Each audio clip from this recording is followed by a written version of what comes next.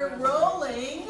Welcome to class 2 of Being and Becoming by Fenwick Holmes with Barbara Waterhouse, Cruise Center for Spiritual Living, Asheville. Those of you watching online, it is January 2018. And we always begin with spiritual mind treatment, so I invite you to take a breath. And let it out.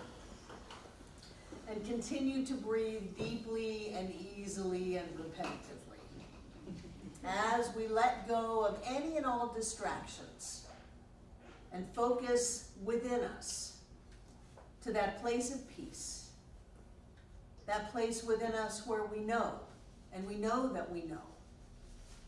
And in that awareness, I know that there is only one presence and one power. It is infinite, it is absolute, it is spirit, it is all, and out of that oneness, everything comes. Out of that oneness, everyone comes. And so we are the individualized expression of spirit in form as us. Life lives us. Love loves as us. We open up to our connection with all that is.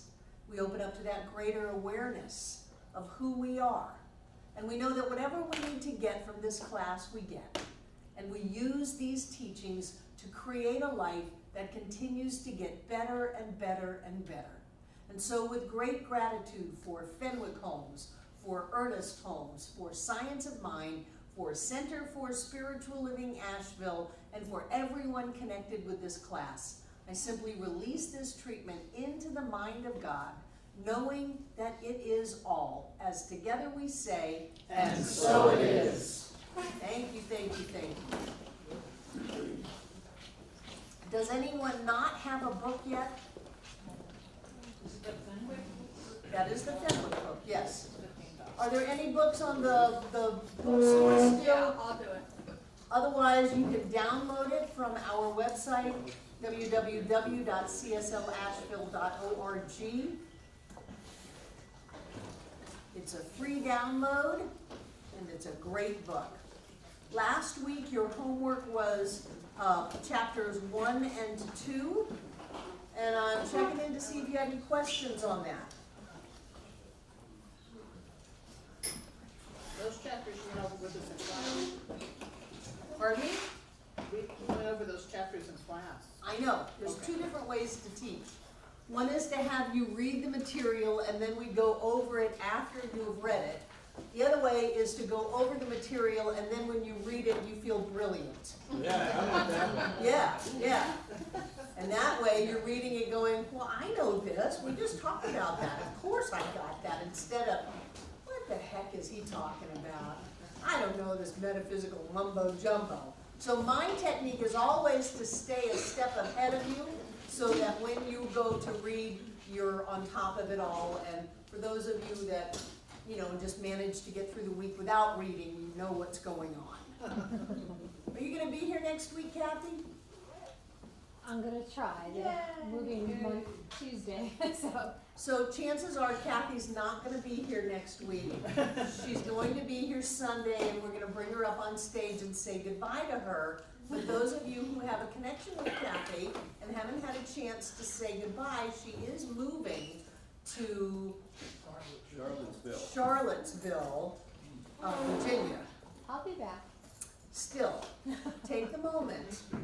I always like to seize the moment and let love surface instead of thinking I'll catch it later. Thank you. You're wonderful here. I love you very much. I love you. Yes. And If I we'd could have talk all you out been of there knowing if I we'd all would. been in class. Yeah, we would all. Drew, No, I mean like if, Drew, I just want to put out that I enjoy Fenwick a whole lot more than Ernest. I know that maybe, but the way he puts, even the beginning preface of this book, he just lays it out there. right. And then it just rolls. Maybe it's a certain level of understanding, then you get it, or it just hit me. He just lays It it is right that out. underneath that commando exterior of yours lies the heart of a poet. And Fenwick is a poet. what I was showing Chuck earlier is the book on the bookshelf, The Voice Celestial, is a poem from start to finish. They say Ernest and Fenwick wrote it. I think Fenwick wrote it and Ernest tagged along with it. But it was the last book that Ernest wrote, and if you like his poetry, it is an epic poem, and people either love it or they don't. So you're welcome to take a peek at it, The Voice Celestial, and see if it moves your heart. Drew. Jim.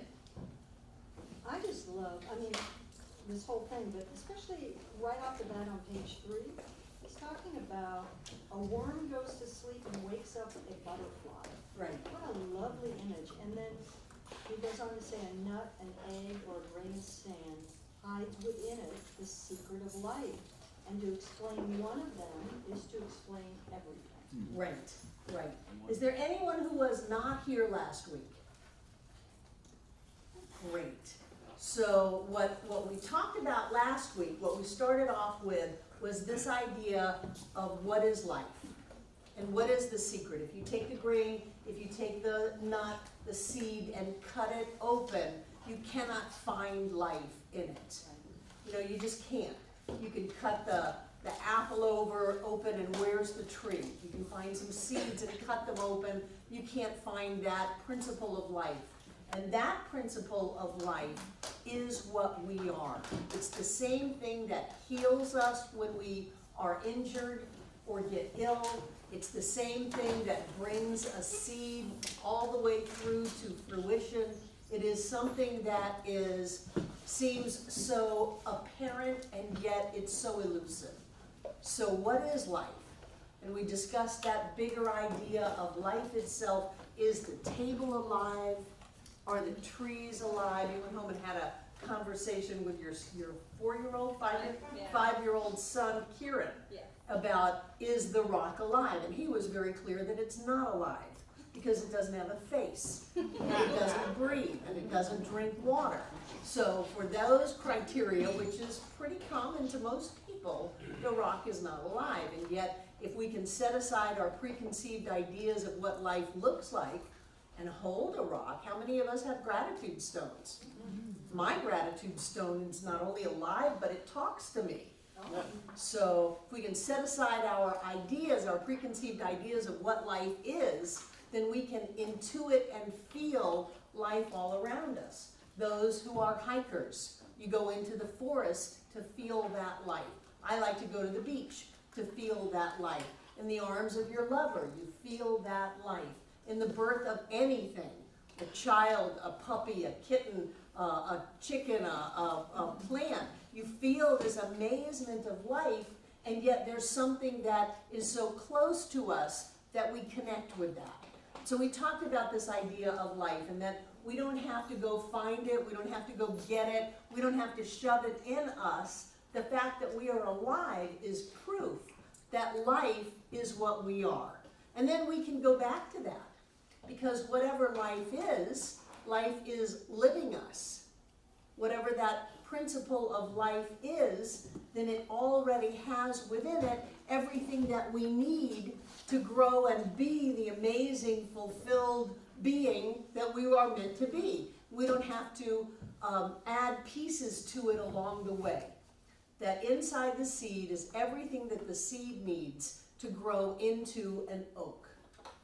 And so when we look at ourselves, and this is the theme in the whole book, we can start to take the pressure off. That it's not about how many classes we've taken, how many workshops we've been to, how many affirmations we've done, how long we've meditated, how much treatment work we've done. All of that is great, and it will help facilitate the living of life as us, but it's not where it's at. There is something already within us. We are already that seed. And for me, growing up, if those of you who were here yesterday, growing up in Science of Mind from 27 on, I had a lot of pressure of having to keep this schedule going. I had to read a certain amount every day. I had to have these affirmations taped up all over my house. I had to go to classes and do all of these things so that I would be okay. It was like I was pressured to be enlightened by Tuesday. You know, it's like my ego was all caught up in being egoless. Doesn't make any sense. It doesn't work. And so for us to try to run into an experience of the divine, it doesn't work. But when we can sit back and rest in the awareness that life lives as me, and because of that, I already have everything that I need to live the magnificent life I was meant to live. To have every situation heal, to have the answer to every question, the solution to every problem, to be totally loved and supported. I already have that within me. And frankly, it's more about opening up to that greater idea than it is chasing it down the road. And that was not the case when I started in this teaching. It was very much, you gotta do your denials, your affirmations, you gotta have a practitioner, you gotta do your treatment work, you gotta get on it, you gotta be vigilant on your thought. You have to stand guard on your thought 24 hours a day so you don't screw this up. Wow. You can't screw this up. Can I ask a question? Why? Because he goes on in some part, I don't know if it's chapter 2 or 3, but somewhere in here, he talks about, you don't have to do denials, you don't have to do affirmations. So why?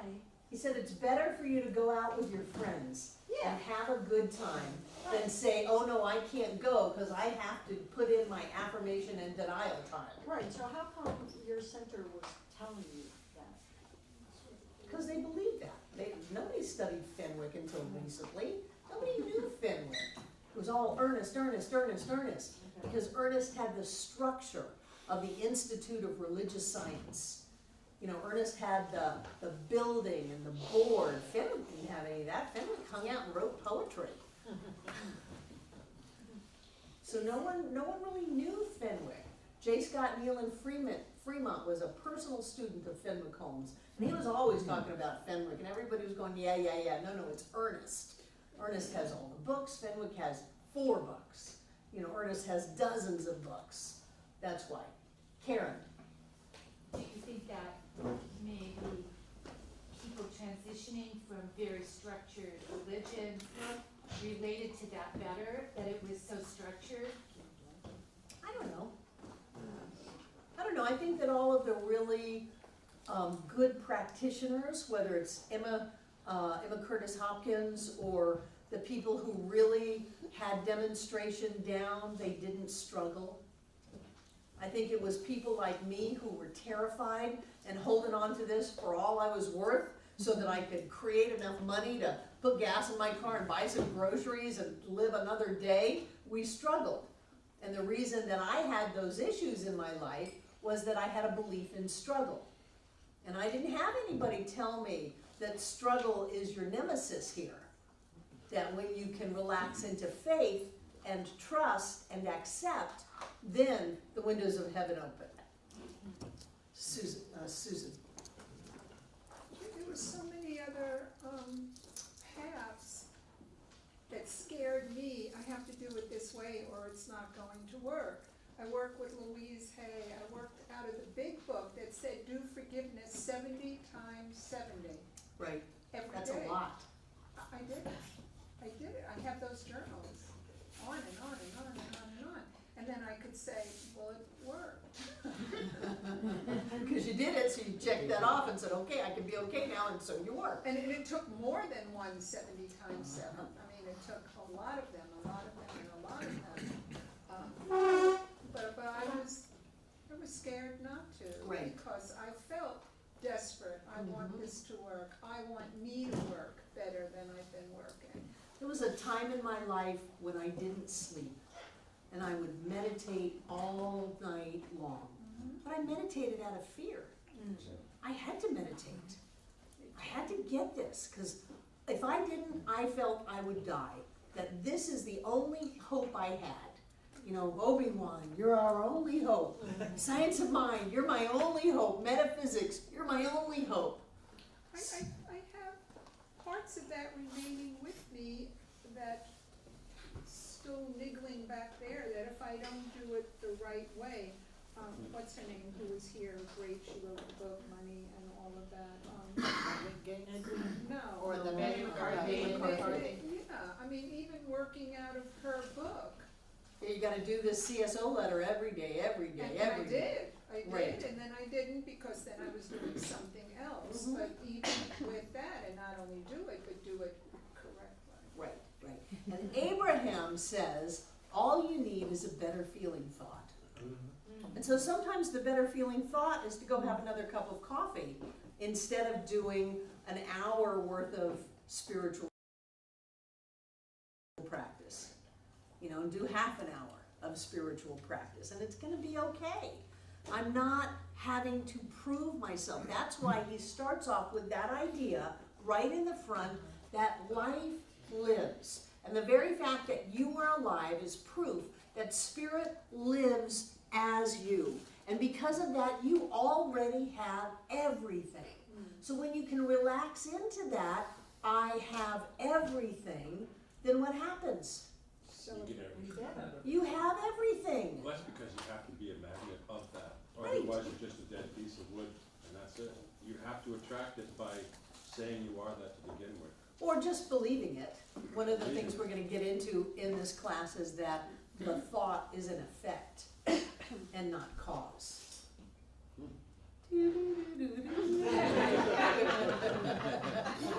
True. I think, well, I know for me, and I've seen others do it, it's, you know, doing the repetition, and forgiveness work is great, don't get me wrong, it's great. Affirmations, the focus, I just see them, depending on where you're at, when you come to this. It's good training, it's good training. It and then- is. And then you get to a point where like, hey, you know, I don't really need all of that, I need to go there, but it's If you really get to good. that point. It's, for me, it was really good to get me on something, to keep on it, to keep with it, you know, and every day, every moment, almost every day, I'm always doing things in my head like this. And knowing that I'm one and this and that, just everything, and things come to me out of pennies from heaven, I'm still finding pennies everywhere. But I guess, I see it as training wheels, or carrying, you know, chopping wood, carrying water. I mean, that focuses you every step up the Spiritual monastery. practice is great. Spiritual practice done in fear Right. is missing the boat. Oh, yeah. And that's what Susan and I were talking about. Meditating out of fear, that sounds very contradictory. So worrying that if I don't do this, I'm not gonna have chalked up enough brownie points on the spiritual plane to be able to have my needs met is counterproductive to the process of spiritual practice. Meditating is supposed to be to have this amazing connection, to feel our oneness, to feel loved. And to meditate out of fear is missing something. And what I'm saying is that when I was taught how to do this, it came with a stick. You better do this. And I've often felt like, gee, I wish I could threaten you, you know, to get you to do what I want you to do, but we don't do that because everybody's in their perfect and right place, doing exactly what they need to be doing. Everybody's on their perfect and right path, and all is well. So if you want to come to class, if you don't want to come to class, if you want to come to the center, you don't come to the center, if you want to tithe, if you don't want to tithe, whatever it is you're doing is perfect for you. So I can't threaten you. That was not the case 40 years ago. It was, you better do this if you want your life to get better. You're gonna have to watch your thoughts. And if you have a thought that's counterproductive, you have to be on guard. You have to be vigilant and watch your thoughts. So we turned ourselves against ourselves. And while I think it's really important to be aware of what we're thinking and saying and feeling, to turn ourselves against ourselves to me just doesn't feel like all the oneness and the love and the prosperity and the joy that I know is the foundation of the teaching. Kathy? I just wanted to say the last class on Fenwick, he wrote this that stuck with me, and I use it in my treatments too. And it's spirit is the life that lives us, spirit is the love that keeps us, and spirit is the wisdom that guides us. Yes. I love that. Yes, spirit is the life that lives us, the love that keeps us, and the light that guides us. Yeah, yeah. And if we could really stand in absolute faith, we wouldn't have to do anything. I've always said the first 2 steps of treatment, if we got those down, we would not need to go any further. The first step is a recognition of the omnipotence of spirit. The second step is the identification that that is what I am. I am a God being made of God stuff. I am perfect, whole, and complete right here and right now. If I can get that, then I wouldn't have to do anything else. I would just live in bliss. The problem is that most of us don't get that. We've been conditioned into this idea of two-ness instead of oneness, and along with two-ness comes separation and lack and limitation and struggle and suffering, and all of that is all based in duality and two-ness. God and the devil, right and wrong, good and bad, all of that stuff. If we could stay in the idea of oneness, we wouldn't have to go any farther. So I love that Fenwick gives us that. Kathy? Some of us have taken the Joe Dispenza courses, and this is what he's actually on right now, is that you relax into the oneness, You do. and You do. it's awesome. That's what Abraham says. Yeah. That's what Ernest said just later on in his life. So let's get there sooner rather than later. My intention for 2018 is that it's easy, that everything comes to me, that all I need to do is have a passing thought, and I demonstrate that, and I notice it, and I celebrate it when that happens. That's all we ideally need to do, is awaken in the morning, and I'm not in any way encouraging you not to have spiritual practice. I just would like you to have it in joy instead of in fear. So I awaken in the morning, I set my intention for the day, I go up and get a cup of coffee because God is in the coffee. John and I talk, we do treatment work with each other, we meditate, we do treatment work for the members of this center, we do treatment work for the ministers and centers around the country, we do treatment for the whole world. And it's by the time we're done, we are uplifted. Ernest said that if you are feeling stressed or tired at all after doing spiritual mind treatment, you did it wrong. And you did it wrong because you took the burden on your own shoulders. Now I have to make this happen. I have to create this. My life is my creation, which means if something is created that I don't like, I'm to blame. If I can't blame anybody else, the only one left to blame is me. No, there's no blame. There's no blame.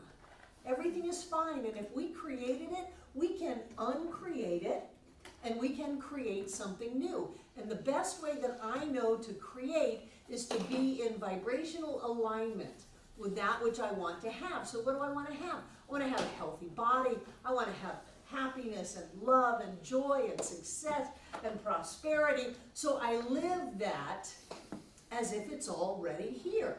I don't let myself get cluttered up with facts. I don't want that. Gosh, if I'm not feeling great, I will not look at an envelope or I will not open a checkbook.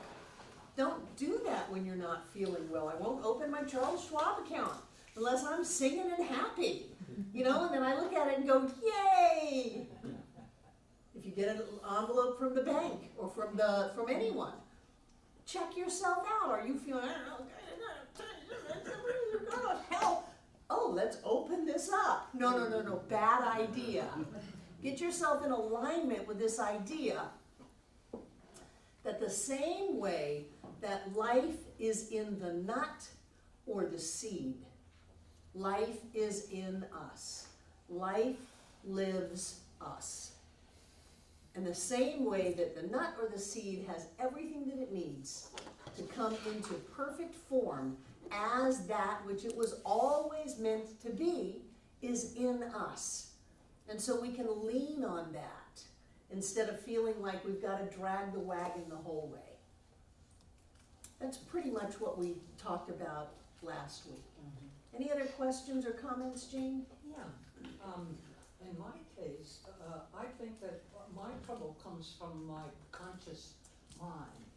And if I am aware of things in a conscious way, then I feel that I have control, some sort of control over those things. But like coming here, I came from someplace, and I just so consciously I kept thinking, which road should I, and then I suddenly thought, I'll just have to get here. And I And you just did, let you it got all- here. And I got here right on time. Yes. Yeah, without having any conscious awareness of which roads to take. Some of us really want to be in control. Yeah. Yeah. We have issues. It's called control issues. Because we feel like the only way things are gonna work out is if we make them work out that way. Not realizing that there's a power and a presence within us that can work things out better than we ever dreamed.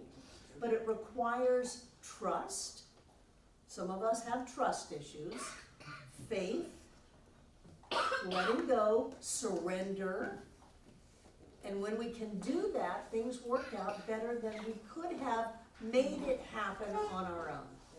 And I think that's what Fenwick is all about. He's trying to explain to people how to relax into this presence. And this was 1920, so people were still having the outside God of the guy up on the cloud, sin, the devil, evil, punishment, all of this stuff that he was going against.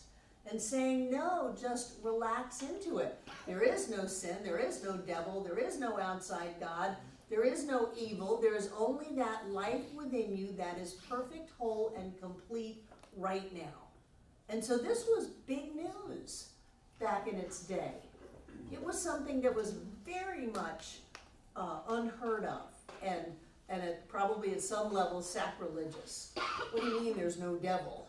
How we burn people at the stake because of the devil. What do you mean there's no devil? No, it's just oneness and connectedness. Anybody else on last week's stuff? Okay.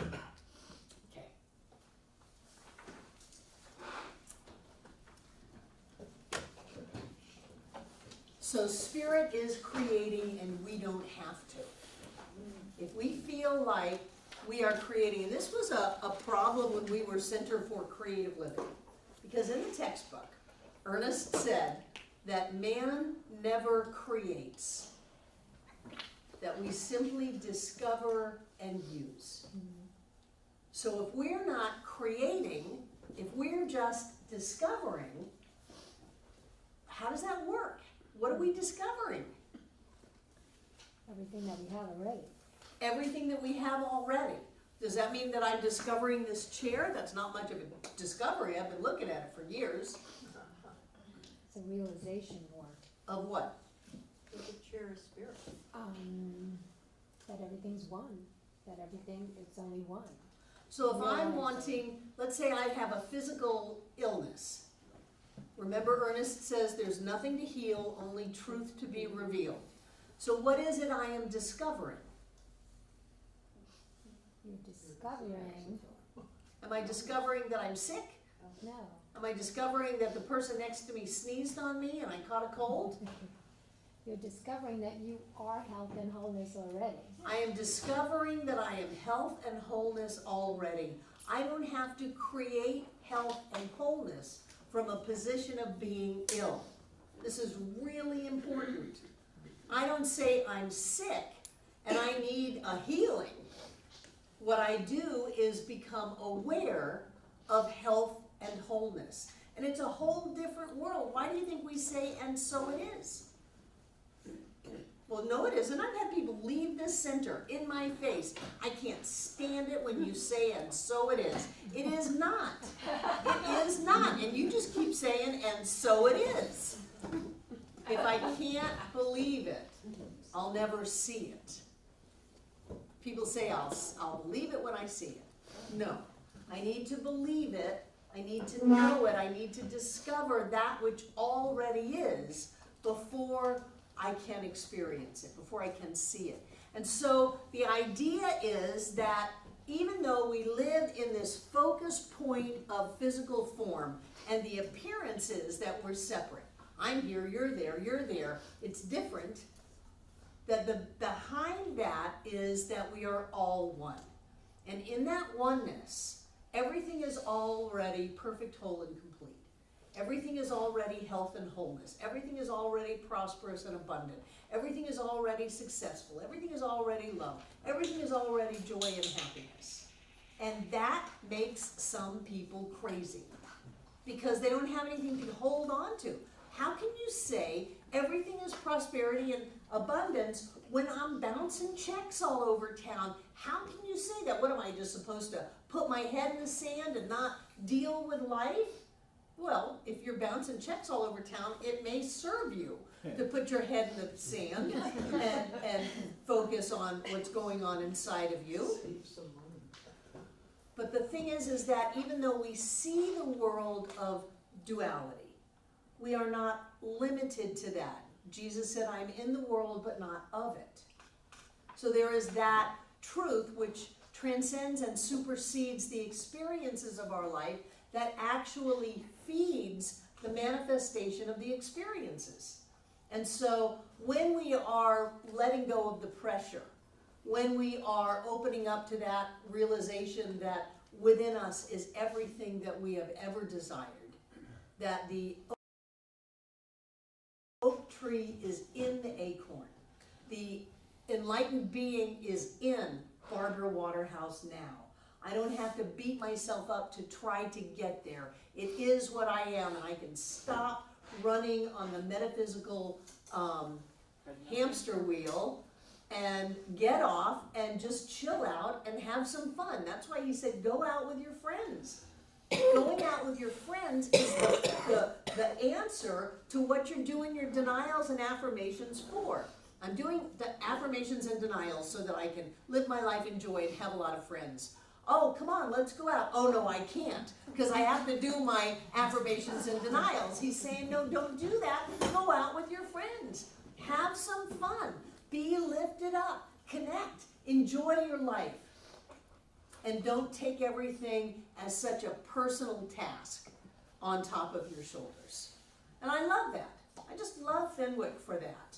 Because for me, I'm a workaholic. You know, look at what I've done in 23 years. I've done some amazing stuff, and it's taken a lot of physical work. I put those windows in. I ran electricity in these walls. I don't know how many times we painted those walls. I have done a lot of work, and I've come from a belief that says, no pain, no gain. You've got to buy your way into having an okay life. I have to do all of this stuff because I wouldn't be okay all by myself if I just showed up on Sunday. That's not true. That's neurotic. And that comes from a sense of lack instead of fullness. And so trying to beat down the lack with affirmations of fullness, Fenwick is saying just relax and enjoy the day. Enjoy the moment. Look at the sunrise. Look at the rose. Check out the people in your life. Have some fun. Yeah, you know, the news is a big hook for me. And what I've been doing lately is just what you're saying, is if I see something and it hooks me, I put it down and I laugh at it now. Because it's gotten to the point where it's like you don't have a choice, right? So you laugh at it, and then 3 days go by, and that thing isn't even Oh, I know. talked about. But now if I was to talk about it with friends and email and talk to my, it would be something, right? It would be in your life. But everything is that way. We've taken on a 16-year-old girl from Colombia, and they try to hook you. And I've stopped. 16-year-olds? 16-year-old, right? And it's really easy to be hooked. But if you don't let that hook happen, it goes away. It's like magic. Right, And you focus on what you love, and it's that simple. right, right. So life is always producing form. The formless is always creating form. And it's our choice what we're going to focus on and have formed in our life. And so when we watch the news and when we get all caught up and upset and drama and feed off of that, because it very much is a biological, physiological process inside of us that allows us to feed off that process of drama. Not only do we get all of the wreaking havoc on our physical body from that, but we get the drama in our lives. And this 16-year-old from Colombia loves you so much, Robin, that she is happy to teach you how that works. I'm learning quick though. That's how everybody is. That's how everything is in our lives. Everything is always creating. Remember we said at the end of last week, we do not live in a universe that is made. We live in a universe that is making. I don't think that was exactly the quote. What was the last We word? do not live in a world that has been made. We live in a world being made. We live in a universe of becoming. So our world is constantly being made. And it's going to be made one way or another, depending on what we're focused on. And if we're focused on, now I've got to go out and get 3 jobs and really struggle to make ends meet, the universe will show up in our lives that way. But we don't have to do that. We can rest and relax and open to this idea that we, as the seed of life, already have within us the oak tree. And that we don't have to go out and beat the doors down and find it, that whatever is ours to do will reveal itself to us. And that may be to go to work. That's okay. I'm not saying that we don't do anything. I'm saying that the way we live our life and move through life is in that awareness that everything is already here. That's the first part of entering heaven. Once you reach that point, that's the definition of heaven to me, is that trust. Sure, sure. What are we so afraid of? It's fascinating to me. I Karen. find myself, what I do is I go, the sky is not falling, you know? I'm sitting in the parking lot going, no, I don't have to make that conversation right now. I can walk in and do this. And I mean, it's a really fine line of being and trying to stay conscious at the same time. And it all has to do with how we see ourselves. If we see ourselves as separate, then we go into all the self-worth issues and the fear. If we can see ourselves as an individualized expression of the divine, perfect, whole, and complete in every way, that we already have everything that we could ever possibly desire, it's already here, then we can move into the circumstances in our life, and instead of seeing a problem with no solution, we know that solution is here. Instead of seeing a question with no answer, we know that the answer has already been given. And so our job then is just to relax, to open, and to accept. And the biggest nemesis, I think, for that is a lack of self-worth, and that brings forth the whole idea of fear. And then that's been preyed on by so many people. You have people, Catholics, walking the Stations of the Cross in Mexico City until their knees are barren in their bone and craziness, because they're afraid that if they don't do that, then they're going to somehow go to hell and burn forever. That's sick. That is sick stuff.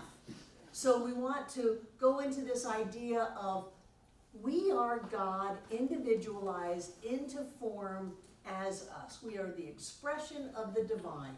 And in that, God as us has everything. It's already done. It's already done. And I don't want to get into a bunch of Jesus quotes, but there are a lot of Jesus quotes that support that. So what we want to do is take a breath and relax. Feel the connection. Know that everything has already worked out. And then watch it work out. And every time it does that, acknowledge it. Wow, I thought, and here it is. I didn't do 70 times 7. I didn't do journals of it. I didn't spend hours on it. I just thought, and there it is. And that's where I want to get. And I've spent 40 years in this teaching doing affirmations and doing treatments and doing denials and working, then I think that we get farther this way than we ever do by beating ourselves and saying, hurry up, hurry up, hurry up. Because where are we going? There's only here, there's only now, it's already done, and all we need to do is chill out and open up to it and watch the things show up in our lives. Does that make sense, Kathy?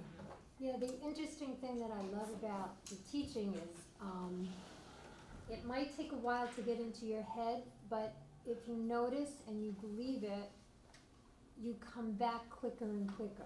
Yes. Like if you lose it, you are coming back quicker and quicker. Right, if you freak out, Right, it's different. yeah. In my first few decades, even after I was assigned to my minister, I freaked out so often that it was normal. And then when you stop freaking out all the time, you notice when you're freaked out. Wait a minute, what's going on? I'm yelling, I'm throwing a temper tantrum, my heart is pounding, I'm sweating. What's happened? Oh, right, I'm freaking out. I don't need to freak out anymore. And then you can bring yourself back. Right. Yeah. Your second thought, like you Your always second say. thought, yes. Have a Yes. second thought, I love Yes. So he says, all great healing is done on the basis of this realization that the work is being done for us. And that was the language of his day. I wouldn't even use being done for us because that sounds like someone is doing something for us. It's already done. It has already happened. Just like this cough syrup and cough drop that I'm going to give Kelly when she comes out. It's already done. Because even when you just have a passing thought, it manifests. Quantum physics says you cannot have a thought without the thing. That if you had a thought without the thing, then you would have a hole in the universe and the time-space continuum would not hold together.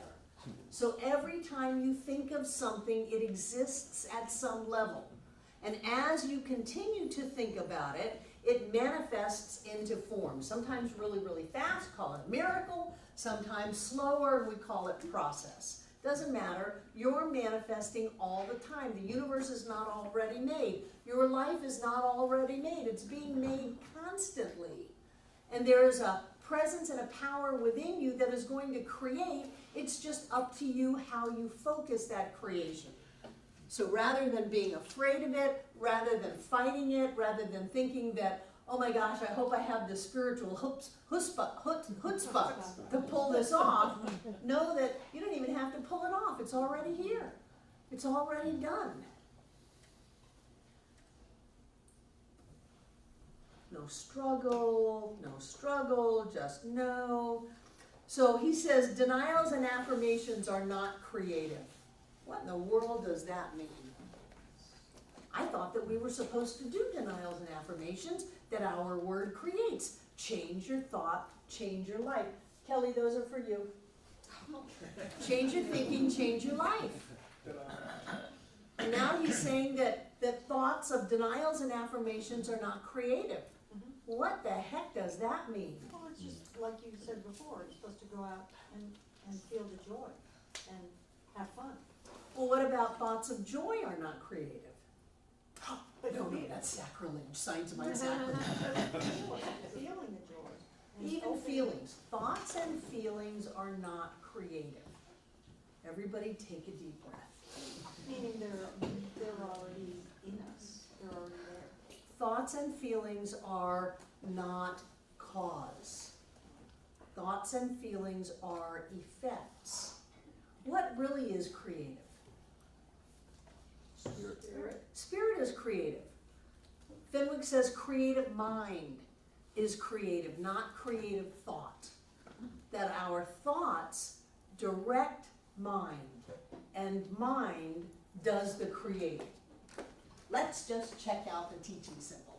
Oh, Yeah. So this would be law, whoops. Spelling love, spelling love again. Law and creative mind.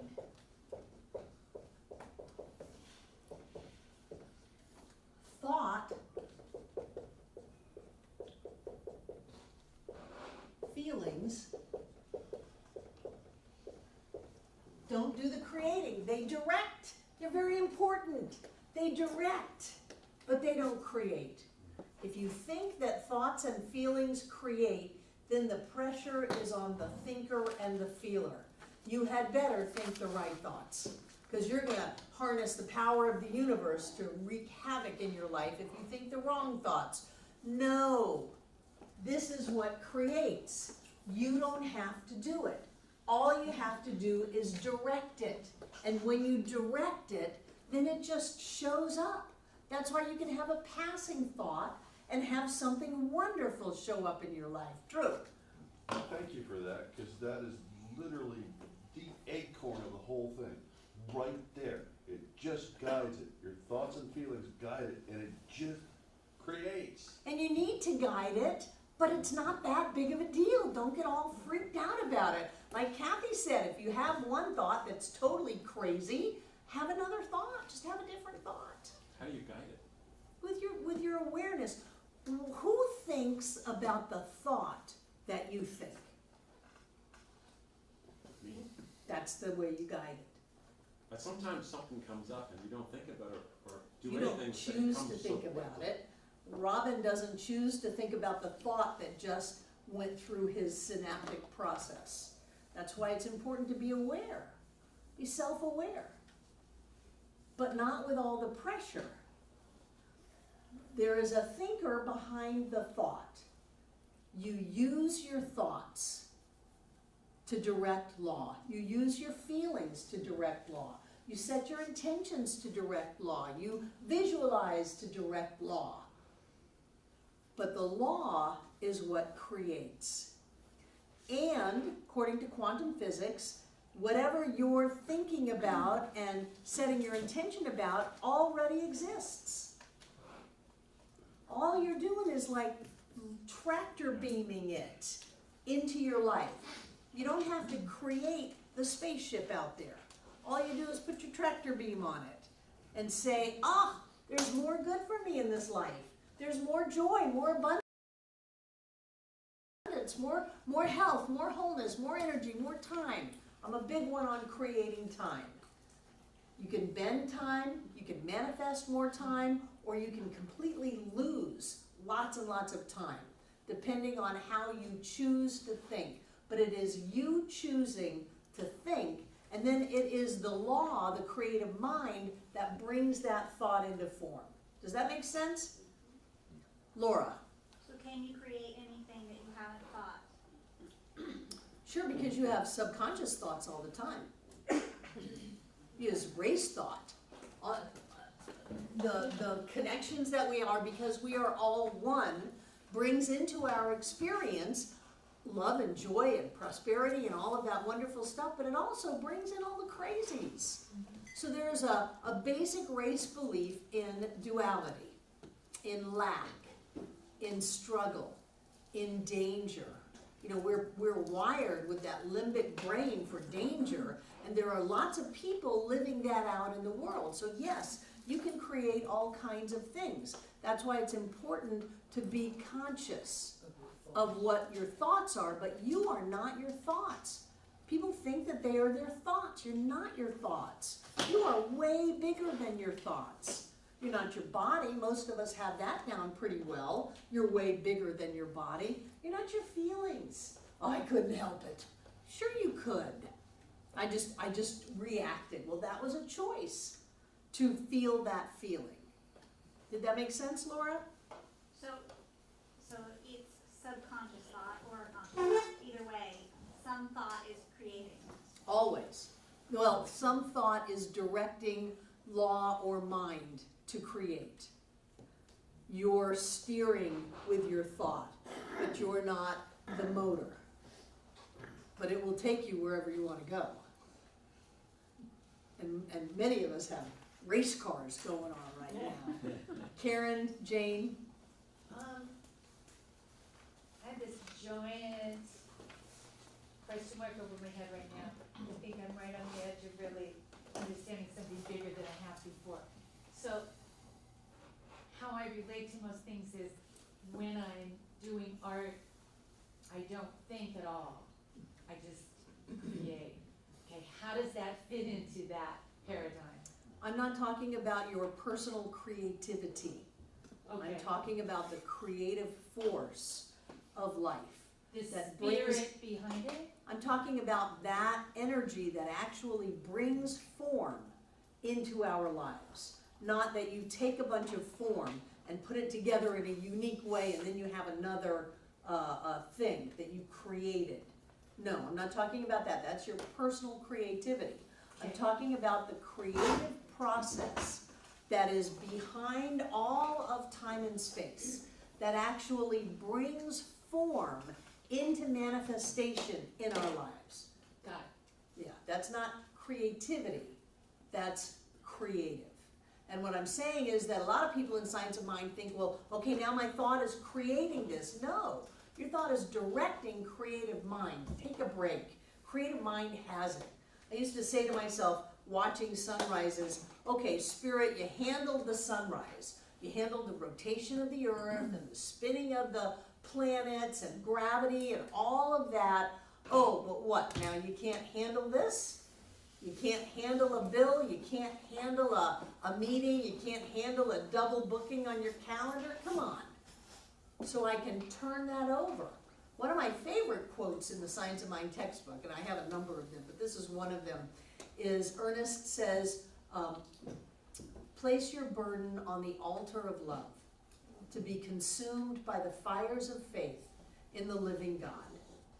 And what he's saying is that there is a power bigger than you think you are, that you can turn something over to, and it will handle it. And that's what Fenwick is saying in this book, that there is a presence and a power that is already you, that you are evidence of it by your very beingness. It is the tree, the oak tree in the acorn.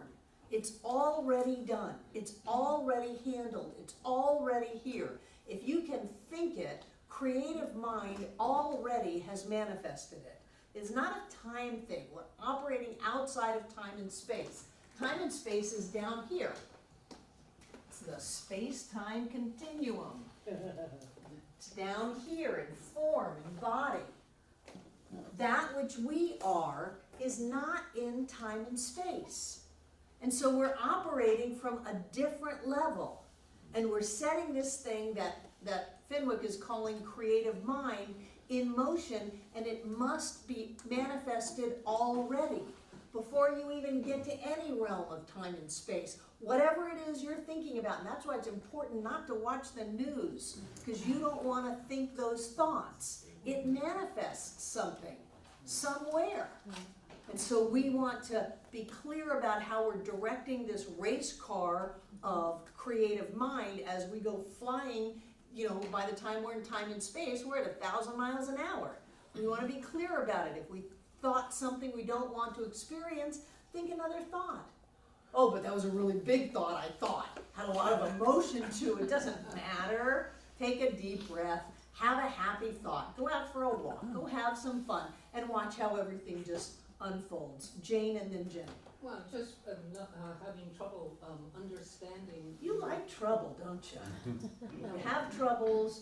You have trouble understanding. I think you are much clearer than you think. Part of me is, well, Yeah, it's- exactly. Let's talk to that part. yeah, that, I'd like to get more access to that part, and it's, there's so many closed doors, so, but, what I'm thinking is, what you're saying is that we do not create our thoughts, is that what you're saying? No, I'm saying that you do create your thoughts. Your thoughts are not the point of creation. You are. You are not your thoughts. Does that make sense? Okay, I am, Did you used to think differently? well, I can't remember. Sure you can. Did you ever think differently about anything? About anything? Yes. Yeah, but I think. Okay, so that means that you can have one thought one day and another thought another day. After a learning experience. Yeah, so you learned, you grew, you expanded. As Right. life goes on, on, you learn more things, and then you can, Right, the point here is Jane had a thought, and then Jane had a different thought. yeah. That's the key. You can have a different thought. And if you have a different thought, you are setting this amazing thing called creative mind or law in motion that can manifest anything. Can manifest universes and galaxies and all of this amazing stuff. And what do you want? You want the deal to go through. It can handle that.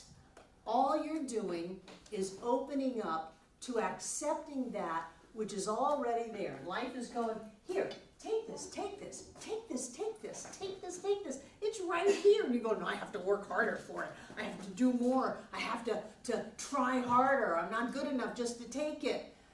You are the acorn that already has the oak. The acorn doesn't stress about whether or not it's really got the oak. It's got the oak. You already have that presence of the divine in you and the life that corresponds to that. Jen. Okay, so I thought the first part of our teaching symbol is first cause. No, only in the absolute. You have different teaching symbols. One is the absolute, one is the relative. Okay. All right, so thoughts and feelings are not first cause. So that's what I'm getting, Well, I wouldn't use the teaching symbol to try to understand thoughts and feelings. right. I would do it differently. Okay. Because you're right, I've got this in as if it's cause, and I just said thoughts and feelings are not cause. What I was showing was creative mind. So, what you have is self, and then you have thought, feelings, and then you have manifestation.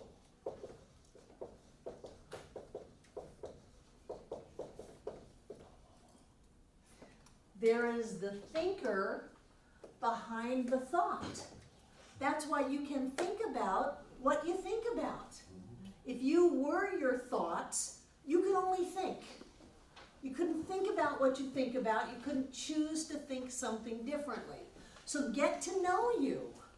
You are not your thoughts. You're not your feelings. You have them. But if you want to be in control of something, be in control of your awareness of how you're doing. How happy am I being? How joyous am I feeling? How prosperous am I living? How am I doing with the beauty of life? And then think those thoughts. And what will happen is life brings that into your experience. And my experience has been that if I don't micromanage the creative process of the universe, I get better stuff. It's easier, it's happier, it's bigger than I thought it was, because my need to micromanage came from a lack of self-worth that I couldn't trust the universe to show up like I wanted it. And so that lack of self-worth demonstrated as lack of worth. So what I got was little instead of big. Michelle. I'm trying to figure out, is there a difference between intuition and manifesting something? Yes. Okay, because I'm thinking of an experience I had where I was at a park with Kieran when he was 2, and he was near a fence, and he was watching some cars go by, and I thought, and now I'm trying to think, did I manifest this by thinking it? But I thought, I don't like him standing that close to a fence where there's cars, so I picked him up, and I was like, it's time to go anyways, let's just go. So we're walking away, and a car came through the fence, crashed through the fence. Yeah, no, you didn't create that because we live outside of time and space. You had an awareness of danger to your child, very common thing for mothers to have. And not mom's intuition or... Right, and so you went and grabbed your kid, and then the car came through. You didn't create that. You were aware of that happening. Mm-hmm. And so you took action Mm-hmm. so that you still Okay, have Kieran. so there's a difference then. Yes, yes. And people can do that. That gets into the very close to the blame idea. Well, if I'm responsible for everything in my life, am I to blame? No. No, life is a gift of joy and happiness and love and adventure. And it's our job to live it that way. And the more we live it that way, the more great things happen to us, because that's what we're living. Does that make sense? Great, let's take a break.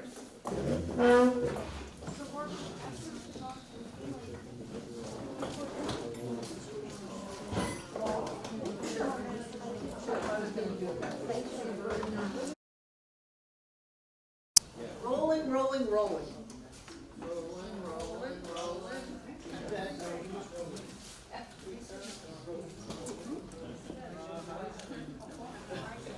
So, in this idea of things are thoughts, usually we hear thoughts are things.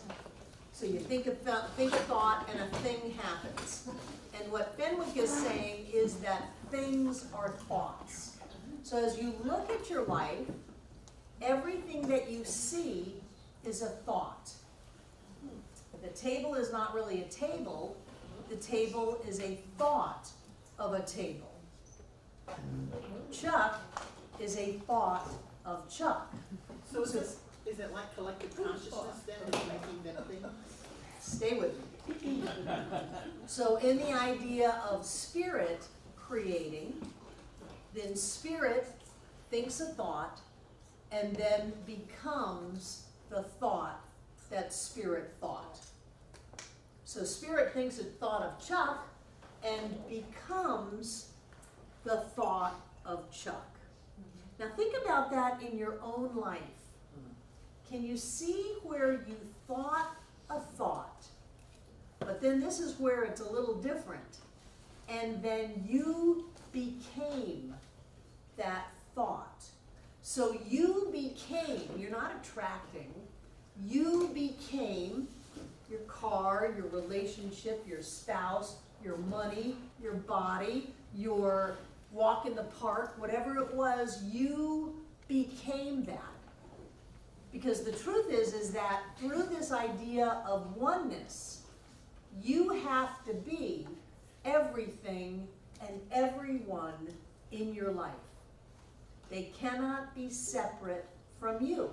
So I am a thought of Chuck, and Chuck becomes that in my life.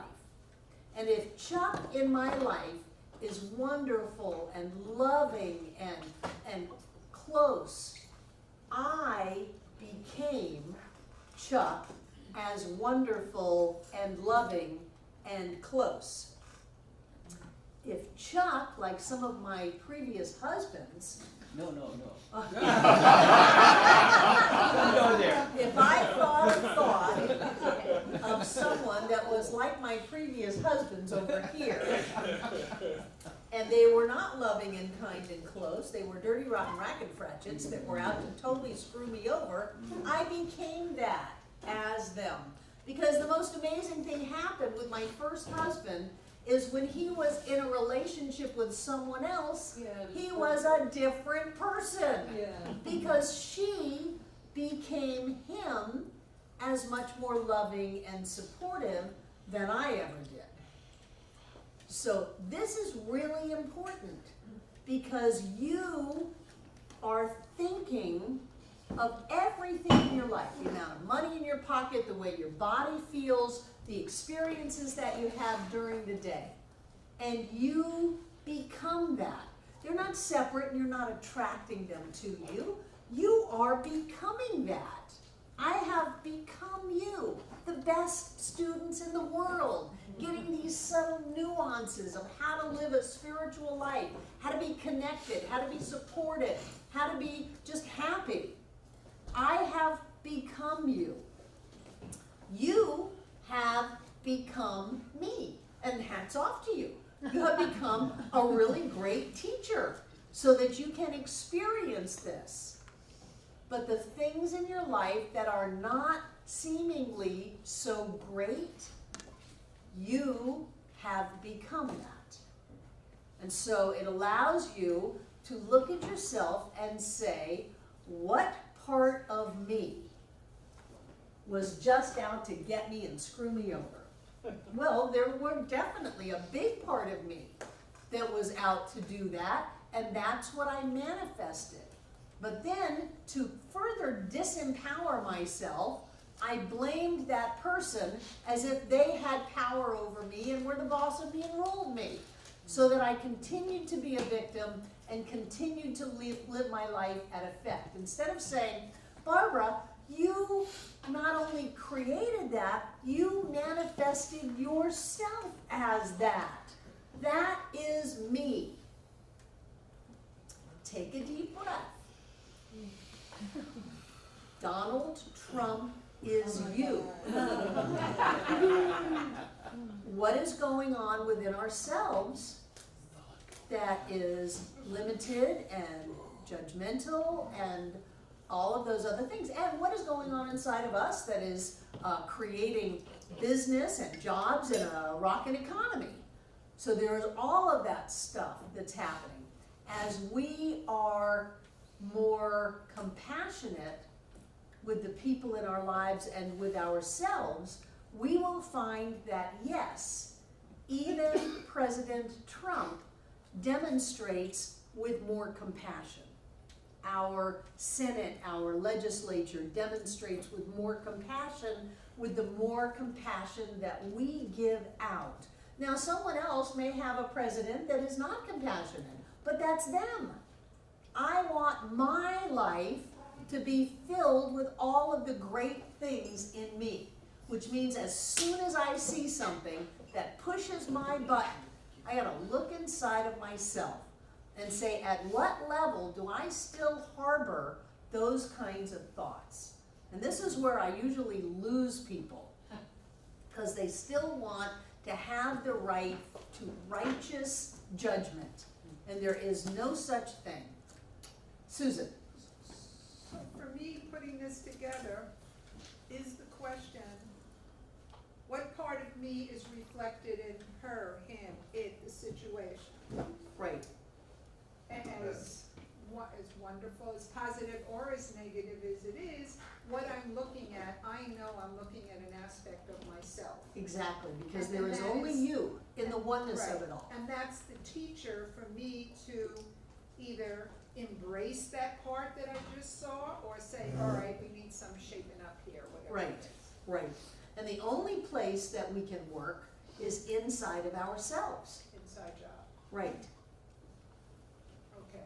That's the bitter pill that goes along with, yes, you can have all the money you can spend. You can have a body that just keeps getting younger and younger. You can have people that are your soulmate. You can have more joy than you ever thought possible. Yeah. And it's all in you. Robin. Is there a limit to outside of you? Is like, Nope. you say the whole Nope. world? And Nope, there's- nope, nope, nope, There's nope. kids dying and being beaten, I mean, there's some part All of you that's part causing that? of you. That's a It's lot not- of pressure. No, and that's the thing, don't go to pressure. Go to love. Do something, not nothing. If you're concerned about children who are being abused, do something. If you're concerned about starvation, do something. But that's internal, it doesn't mean go out and try to fix everything, that's, you said it was internal. It is internal. Sometimes for me, it helps if I do something. But it's all me. What am I gonna focus on? At the realm of quantum, it is that my reality is created by my observation in nanoseconds, period, right now. All of my reality. And if we are all individualized expressions of the divine, perfect, whole, and complete, then everybody is individualized expressions of the divine, perfect, whole, and complete. I remember when I heard Abraham say, well, what about the cows that are being slaughtered? And Abraham said, these animals that have presented themselves on planet Earth for the purpose of providing food go forth into their transition with endless joy. And I said, well, I've seen movies about it. It doesn't look joyous to me. And yet from that higher vantage, there is great joy with that. So which one do I want to pick? Do I want to pick the one about all the horrible things that are happening? Or do I want to pick the idea that at a spiritual level, these beings, which is what cows are going forth with joy? It's my choice what I pick. And there are a lot of people who look for, their injustice gatherers of all kinds, and they spend their life looking for what's wrong because they have a right to be judgmental about that. Everything is one, God is all there is, except right here, which is just wrong, wrong, wrong. And if you do that, then you're going to become that in your life. And so it's a lot, but don't feel pressure from it. Take that pressure and turn it over. Well, it gets back to being hooked, right? It's Yeah. what you're focusing on, and it seems like you're turning away from it, but you're really not. When you're focusing on the good, yet it dissolves. It's like you're dissolving it. Is that right? It goes You're away. dissolving what? The what you think is bad is going to go away if you concentrate on good. I think so. Right. That's basically. I what it would is. rather live as a child and not know and be in joy. And people say, oh, Barbara, that's terrible. You have social responsibility. I have spiritual responsibility to me. And by taking care of that, it manifests in my whole world. So there was Robin, there was somebody else. Hold on, no, before you. There was Drew, and then Steve, and then Jane. Drew. Oh. Can you go back over the thoughts and the thinking and thought, and then my inner being completely got that, but my Who thinks, Drew? What did you just think about? well, let me No, don't paraphrase it. Answer me. What did you just think about? I thought about how Okay, that's it. Who thought? Who thought that thought about what you thought? my inner me, my inner being. Yeah. So that is before your thought. Rational emotive therapy. You always make a decision on what to think. And you always have a thought before you have a feeling. And when I was trying to grasp it, my inner being was like, I got this. And that's why when you transcend a thing, but when you're thinking and you understand that, you don't have to transcend it because you're not really invested in the quote unquote Think agreed about upon what you reality. think about. Yeah. That's all. Think about what you think about. Is this really what you want to think about? All the doom and gloom and going to hell in a handbasket? Or do you want to think about all the joy in life, all the beauty in life? Think about what you're thinking about. There is a thinker behind the thoughts, Drew, and that's the important part of it. Because you can watch your thoughts. And You be can watch aware your of thoughts. and be So many mindful. people think their thoughts own them. I have no control over my thoughts. I have no control over my feelings. Of course you do. I think the phrase after that is your honor. Steve. I don't know how to pronounce this, but something Dr. Joe Badali talks about all the time, is Opa, is a lion, Right, the forgiveness thing. yeah, how does that play in? I don't know. You know, I'm married to a guy who wrote a book about not being sorry. And part of that is being sorry. But I think that anything that we can do to connect is better than doing something that separates. Blame separates, shame separates, anger separates, fear separates. So anything that we can do to connect is going to be better for ourselves and our world that we are becoming. Okay? Jane was next. Jane and then Kathy. I create happy worlds all the time that are filled with humor and laughter and this and that, but they're fantasies. That's okay. Live in them.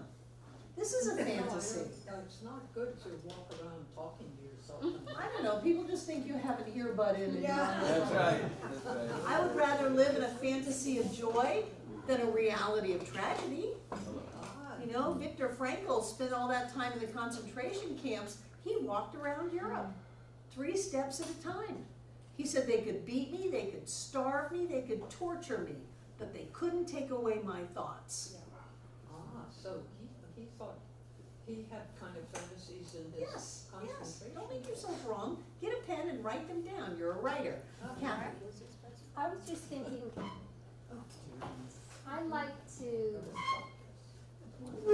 know what I want to feel, and I work backwards. so if I wanna feel happy, so if I have a thought that's not for the happiness, I try to change that thought.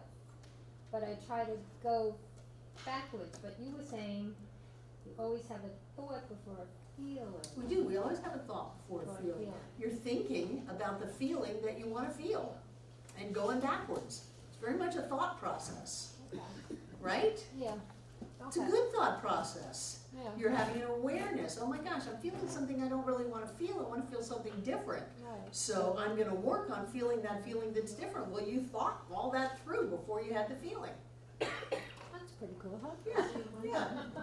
So, question that Fenwick gives us is, if everything in our life is a perception of us, and he's doing 1920 science, so you gotta give him a little bit of space, that when I see something, I'm actually seeing a bunch of vibrations, and my optic nerve takes that vibration to my brain, and my brain creates a picture.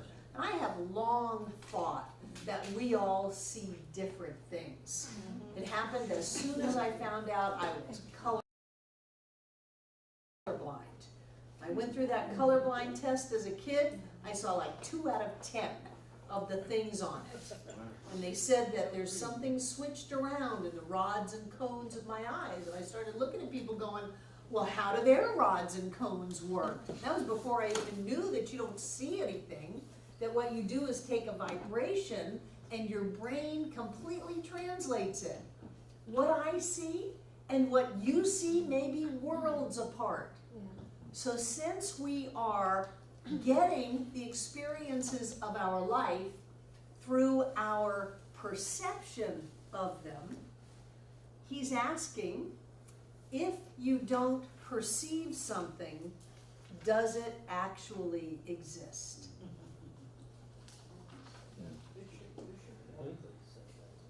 You know, it's kind of that if a tree falls in the forest and no one's there to see it, did it really happen? What do you think? This is important. What do you think? Anna, This is like a using the power of our thought, power of what? of what we're thinking. Yes? So if you don't think it, does it exist? So what do you think? If you don't perceive something, if it doesn't register in you, and you are becoming everything in your life, and you didn't perceive it, does it ever exist? No. Not in your experience. No, no. Not fully. I'm thinking in terms of electricity, long before we had a thought about maybe there's this source of electricity that existed. But until we perceived it, we never had it in our experience. So it may have existed in potential, Yeah. but it never existed in form. It takes our perception for something to manifest in form in our life And create. and to create it, yes.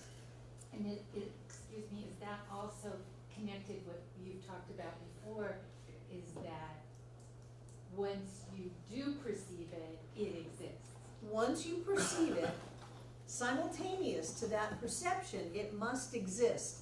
Otherwise, there's an empty space in the infinite, and that's impossible. So if you can think it consciously, subconsciously, race consciously, if you can think it, it must exist at some level. May not be in your driveway yet, but it exists. So the pressure is off for you to create it. But that's why we say turn away from the condition. Why do you want to turn away from the condition? Because you're giving it energy. You're giving it energy. You're actually bringing it to life in your life by focusing on it, by thinking about it, by talking about it. You're bringing it forth. You're becoming that in your life. And then you live it. And maybe when you could have had a perfectly nice person to be married with, you didn't. But somebody else did. That's fascinating to me. Breezy. Do you remember the story about the Native Americans could not see the ships that were off the coast? I've heard the story. I don't know if it's true or not. Yeah, we don't. but it's a fascinating story. I was just thinking about that concept that you were talking about. That when Christopher Columbus's ships came to America, the native people couldn't see it, is the story. Oh. No one was there taking notes. And that it took the shaman to go out there and notice that the waves were different in certain areas and open up to the idea that something was there. And then all of a sudden, they could see the ships. And then once the shaman could see the ships, then they told the other people the ships were there and they could see the ships. It's a lovely story. You know, I don't know if it's true. Yeah. But I'm sure that there are things like peace on earth that a lot of us are looking at, and some people are going, nah, it's nothing there, nothing there. And we're going, yeah, look. There's peace, possibility of peace, possibility of safety, possibility of love, possibility of food, possibility of health. That's there. And other people are going, nah, not there. It's the emperor's new clothes. Pardon me? It's the emperor's new clothes. Right. How would you say possibility? At some level, because everything exists in possibility and probability, taking only so long as to collapse into form and show up in our lives. A potentiality. Right, so if I'm opening up to my new sports car, and I'm knowing as soon as I open up to an idea of the new sports car, it exists. It's not in my driveway yet, doesn't mean it doesn't exist. If I think, well, it's not in my driveway, I need to do some more work on it, then I'm putting the pressure on me to make it happen. Instead of just knowing that it's manifesting in my life, it's here, I know it's here, because I can think it, it's here, and I'm becoming the me that has the sports car. Instead of make it happen. Instead of making it happen. Because a lot of people say, well, I visualized it, where is it? It's not here yet. Well, as soon as you go to it's not here yet, it's not here yet. So what we want to do is be open to the manifestation of our heart's desire, whatever that is, and know that it is here. That's why we say, and so it is. Because and so it is means that it's here. Laura. But aren't you saying for you, the peace is already here? Because that's what Yes. you're like, I already know the world's peaceful, but Yes. not everyone else is. Right. That's their world. You know, this space-time continuum thing, this universe layer of time and space, they say there are uncountable universe layers on top of each other. Is it possible that each one of us lives in our own universe layer, and that each one of us experiences our world uniquely? Yes. Yeah, so I'm gonna get into that universe layer that is peace and prosperity and love and joy for all. Isn't that what Linda. Roddenberry was trying to teach us with that whole series? What series? Star Trek. Star Trek. Oh, I don't know, I don't know. There's Richard Bach, that book about Seagulls, yeah, down the. Yeah, there are parallel universes, there are parallel classes happening right here simultaneously, one for each of us. That's why people can come to this center and say they're all a bunch of quacks. Or, all they want is my money. Or, I read the little card and nothing happened, you know? Or, I'm gonna come here and pick up chicks. Or I'm gonna come here and sign people up for my multi-level marketing. People have all kinds of different centers for spiritual living. Everybody gets to have their own. And so if you get to have your own world, not in the Mormon, you have to spend eternity with your biological family model. But if you get to have your own world, then might not you want to see the infinite possibilities to have it be the way you want it? And you do that by observing it, by perceiving it, by recognizing it, by knowing it. And that's what quantum physics says. Quantum physics says that everything exists in potential and possibility, awaiting only someone's focus. And once you focus on it, it collapses into form. We're doing it. The world is not made. the world is being made. It's being made by Spirit as us, manifesting itself as everything in our world, and so it can be changed in a moment. It's easier to change our world if we are not focused in fear and if we're not beating ourselves up. Who had their hand up? Drew. This is some high-level mystic stuff here. I'm glad I created you to remind me. That's right, This is baby. some serious She's stuff. making us think tonight. Deep, baby. Deep. Well, it goes back to the idea of turn away from the condition and focus on what you want, become the change you want to see, embody that within yourself, and watch it manifest on the outside. Jim?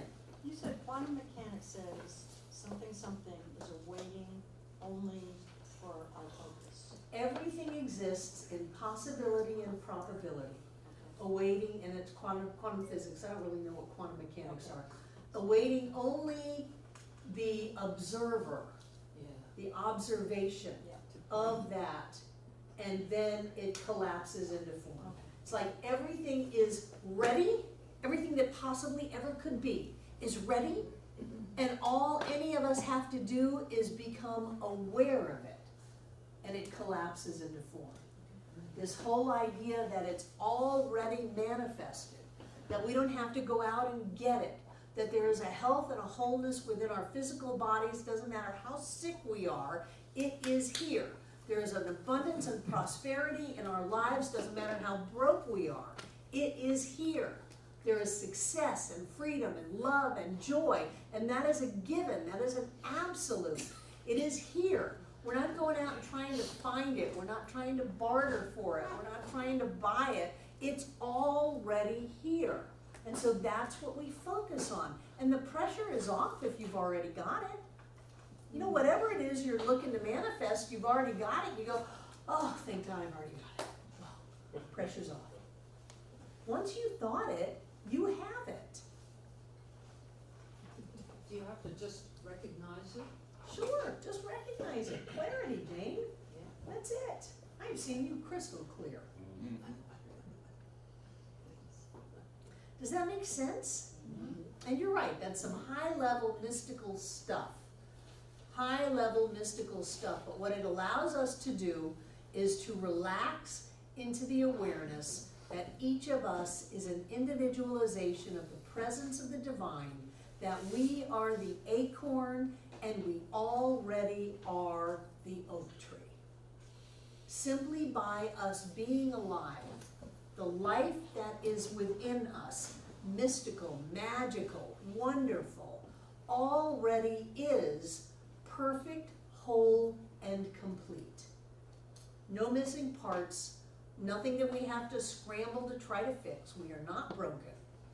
It is simply the awareness of the truth that manifests. And the best manifestors I've ever seen are practitioners who are not, they just live in that awareness that it's already done, it's already here, everything has already happened, and it's like, that's all it takes, and then the miracle happens. And that's what we want to do. We want to be clear without fear about who we are and what the world is about. My world is about amazing people coming out on a Monday night to be able to get who they are in the world. That's what my world is about. And the clearer I am about who I am, the clearer my manifestation as you is. Some of my peers, you know, they start complaining about their people, and I look at them and go, you're not a very good teacher, are you? This is why some of them don't like me. If you were here that Wednesday night, you heard me lecture them. That's great. It's up to me to be the best me that I can be, and then you manifest as the best you that you can be. If I'm surrounded by people who are not doing well, that's me. And that's for you too. If you're surrounded by people in your life that steal from you, that lie to you, that cheat you, that are out to get you, that's all you.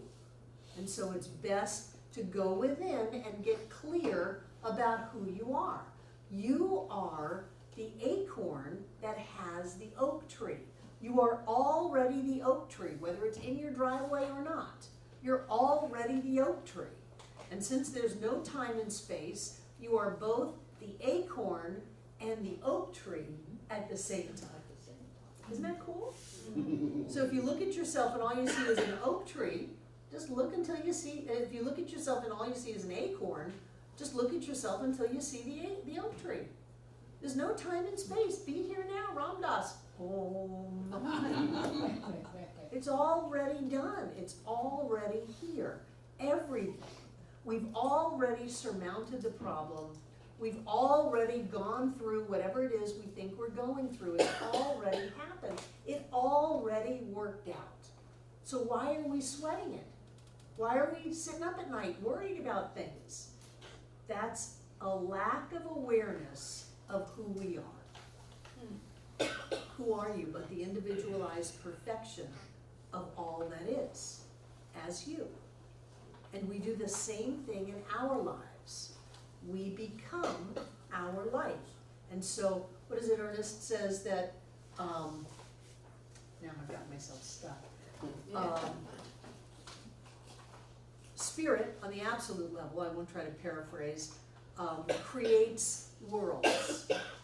And we, on the relative level, create our world and people it with living things, I think he said. So whether it's dogs and cats and horses and rabbits and people, we are creating our world in the same way that on an absolute level,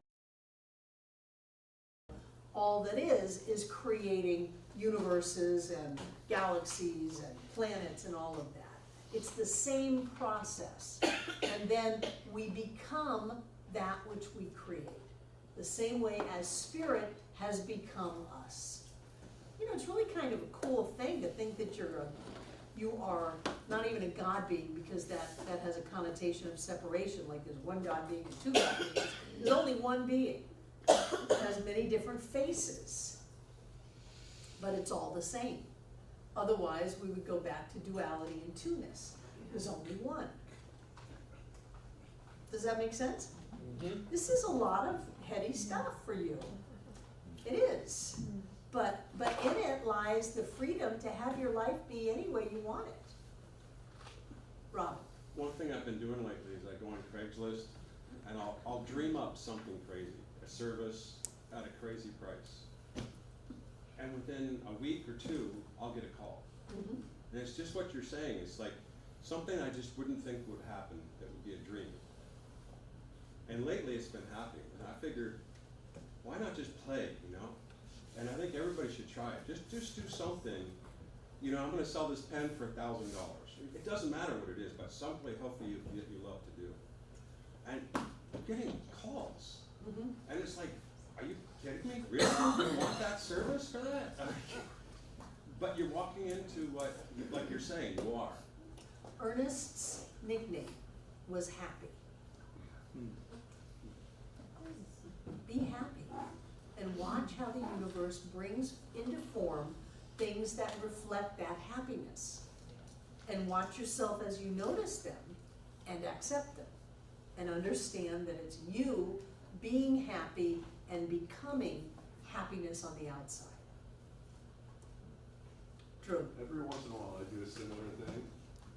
Now I don't stay with Facebook because it's just I have a couple of groups in it. But what's funny was I would sit there every once in a while and have a thing like, okay, I look at the feed and I'll think, oh, these happy, wonderful thoughts, and just scroll like that. Kittens and rainbows, and, oh, that's really cool, the people were saved, and blah, blah, blah. And then I go, oh, dark and gloom, and then, oh my God, it's dark and gloom. And then you go back and forth. I want kittens and rainbows, and there's kittens and rainbows and puppy dogs and everything. And it's like, it changes before your eyes. It's like, oh, wait a minute. Sure, because whatever you are looking for, you will find. Or It's just here, and I'm doing it, and I'm like, I'm proving to myself that I know what I'm gonna do. Duh, my inner being's going, does that make you happy? Whatever you are looking for, you will find.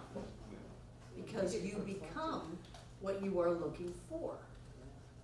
So you have to find it because you just became it. And it's just too funny. It's just like pennies. You know? Really. Yeah. Anybody else? Any other questions or comments? Laura? So it made sense to me when I read something that humans couldn't perceive the color green until like, I don't know, 200 years ago or something. And I was like, what? We couldn't see the color green, like we saw green as always blue. So when you were talking about, anyways, that just, I was like, oh, it's been there all along. But we humans thought all the trees were blue. One thing that I pondered as a child is that when I look at a color, my colors are red and green. When I look at red, do I see the same red that other people see? Because according to the book with the dots, I don't. And when I see green, is that the same green that other people see? Because according to the book with the dots, I don't. So when I look out at the beautiful green trees, I know that other people are seeing a different tree than I do. It all just fed into my feeling like, I don't even know why I'm on this planet, I feel so weird. But you're right. And who knows what we're going to see in the future? Maybe we'll get to where we see the auras and the rainbow colors and the vibrations and all of that. Maybe we'll just be light beings moving through a world of light. Cool. Who knows? Karen? You know the expression seeing through rose-colored glasses? I discovered that that's what I do. I mean, when I look at clouds, I'll go, look at those purple clouds, and everybody goes, where? Because, and then I can't even You imagine. get to have purple clouds. Yeah, and I think being an artist, I really do know that I look at the same thing and see something different. Like you said, from a child, it's always been that way, where I assume everybody else can see that, and after a while. We look at a world and see peace. We look at a world and see love. We look at a world and see prosperity and health and wholeness. And not everybody does that. But that's their absolute right. They're using the same creative process that we are. We have just learned to think about what we think about, to choose how we want to see the world, and to choose how we want to be. That if we put out love, we're gonna get love back. If we put out prosperity, we're gonna get prosperity back. If we put out health, we're gonna get health back. We've learned that. And so we practice that. But it takes away all sense of victimization, all sense of blame and powerlessness, as if anybody is outside of us that can do anything to us. There is no outside of us. If we are becoming our world, then there is only us. And if something's happening that we don't like, the only place to look is inside of ourselves. Clean it up, shift it, and then watch the outside change, but without pressure, without blame, without stress. It's like, are you stressed out as to whether or not the earth is gonna keep spinning tonight? No, nobody here is stressed out about that.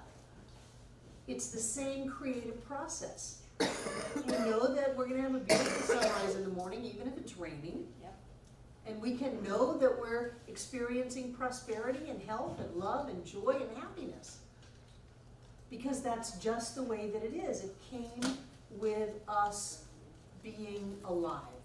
It came with the life that we are. And that's why he started off the book with that idea. Okay? Any other questions or comments before we close? Good job, Drew. I'm impressed that for 1920s, I'm impressed that they didn't get tarred and feathered at some point. Yeah. Brilliant stuff. Brilliant. That wasn't their reality. Right, that wasn't their reality. They were putting out too much love. Becoming love. They opened up a home to have people with tuberculosis come and do healing treatment on them. You know, they weren't afraid of it. They just put out the love, became the love, lived the love, and got back the love. No tarring, no feathering. The next two chapters, 3 and 4 for next week. Take out what you're going to give. And what I want you to do, in addition to the reading, is I want you to notice the manifestations in your life, especially the ones that you just had a little thought about. Okay? The little thoughts that manifest. Watch them, notice them, anchor them in your awareness. Okay? Okay. You two have a deal? Okay.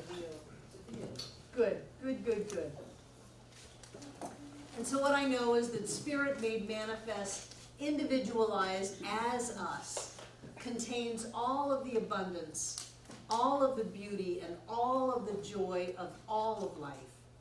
I know that we open our awareness to that beauty, that joy, and that abundance right here and right now. And I know that as we give our gift this evening, we give it with joy, abundance, and beauty. And that goes with our gift. I know that as we focus on these things, our life becomes them. So we demonstrate as ourselves abundance in every area, beauty all around us, and joy throughout our life. That is the truth of us now. And I know that as we give this gift tonight, each and every one of us comes together to make this Center for Spiritual Living Asheville all that it was ever meant to be. It is a place of peace, a beacon of light, a tower of strength, and a fountain of wisdom that touches the lives of all who call it home. And so it is.